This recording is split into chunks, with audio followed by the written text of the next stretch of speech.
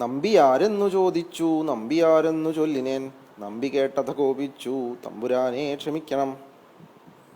കുഞ്ചൻ നമ്പ്യാരുടെ നേരം പോക്കിനെ പറ്റിയുള്ള ഒരു കഥയാണിത്. ഒരു ദിവസം കുഞ്ചൻ നമ്പ്യാർ രാവിലെ ശ്രീപത്മനാഭസ്വാമി ക്ഷേത്രത്തിൽ തൊഴാൻ ചെന്നു. അവിടുത്തെ ശാന്തിക്കാർ നമ്പിമാരാണ്. പ്രധാന ശാന്തിക്കാരനായിരുന്ന നമ്പ്യാരോട് താങ്കൾ ആരാണെന്ന് ചോദിച്ചു. അതിന് കുഞ്ചൻ നമ്പ്യാർ നമ്പി ആര് എന്ന് ഉത്തരം ചോദ്യരൂപത്തിൽ തട്ടിവിട്ടു.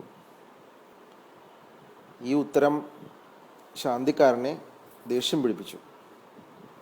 നമ്പി വേഗം മഹാരാജാവിനോട് വിവരമറിയിച്ചു.